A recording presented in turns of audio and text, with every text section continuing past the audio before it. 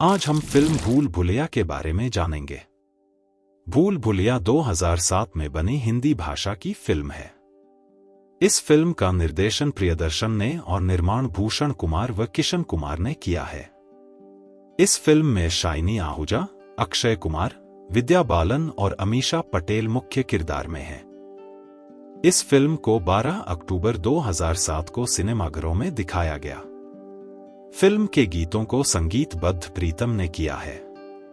Film box office पर blockbuster रही थी। कलाकार: अक्षय कुमार, डॉ आदित्य श्रीवास्तव, विद्या बालन, अवनी चतुर्वेदी, अमीषा पटेल, राधा, शाइनी आहूजा, सिद्धार्थ चतुर्वेदी, परेश रावल, बातुशंकर उपाध्याय, राजपाल यादव, छोटे पंडित उर्फ लाल हनुमान, असरानी मुरारी, विक्रम गोखले, आचार्य यज्ञ प्रकाश भारती, मनोज जोशी, बद्री नारायण, बद्री चतुर्वेदी। आइए अब फिल्म की कहानी को शुरू करते हैं।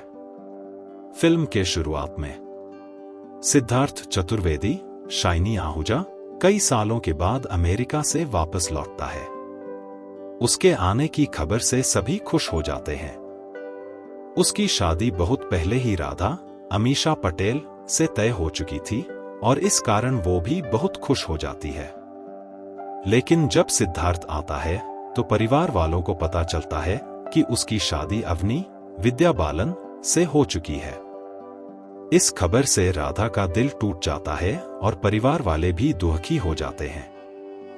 अवनी और सिद्धार्थ वहां एक महल में रहने का फैसला करते हैं, पर परिवार वाले उसके इस फैसले का विरोध करते हैं क्योंकि उन्हें वो भूतिया महल लगता है। लेकिन सिद्धार्थ इन बातों को नहीं मानता और उसकी उस महल में सुरक्षा हो, इस कारण पूरा परिवार उस महल में रहने चले जाता है। अवनी को अपने महल में एक ताला लगा कमरा दिखता है। वो उसकी चाबी बनवाने को किसी से कहती है। चाबी मिलते ही वो दरवाजे को खोलकर अंदर चले जाती है। वहां उसे मंजूलिका का सामान आदि दिखता है।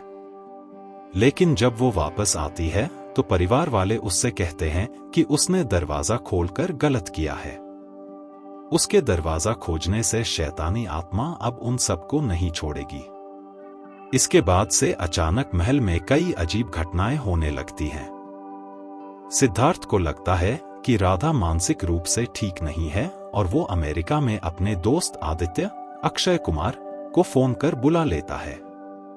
जब घर वालों को पता चलता है कि आदित्य दिमाग का डॉक्टर है और राधा को ठीक करने के लिए सिद्धार्थ ने बुलाया है, तो वे लोग उससे कहते हैं कि राधा बीमार नहीं है।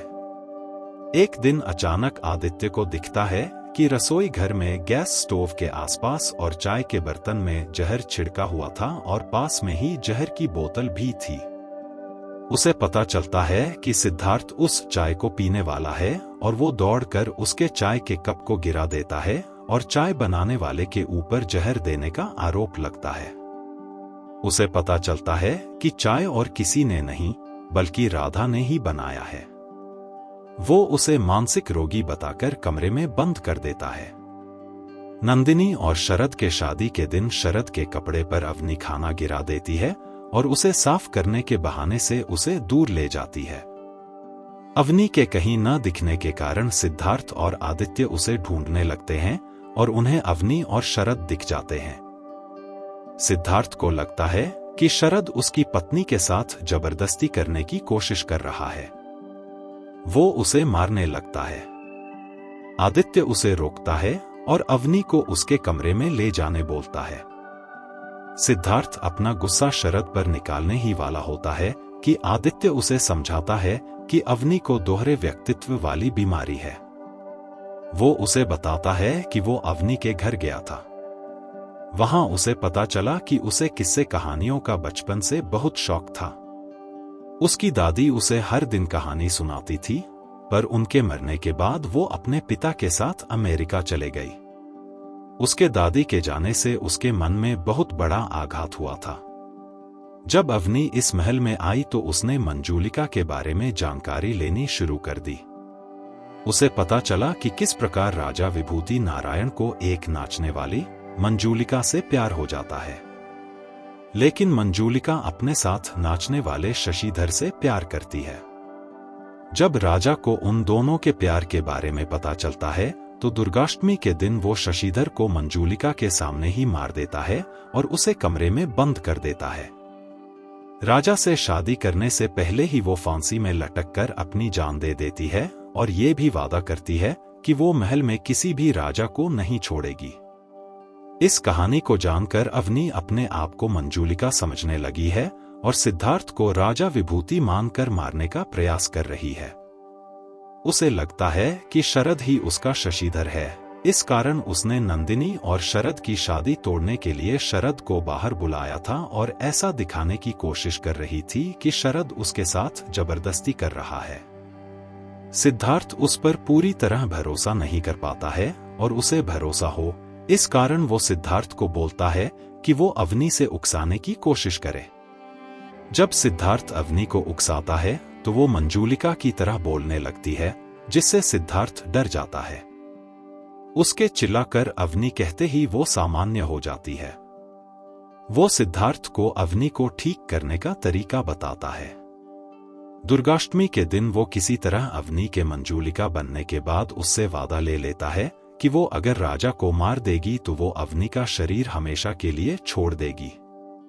अवनी, जो मंजूलिका बनी है, वो वादा कर लेती है। आदित्य ये दिखाता है कि उसने सिद्धार्थ को मार दिया है। उसके मौत के बाद अवनी के मन में बसी मंजूलिका हमेशा के लिए चले जाती है।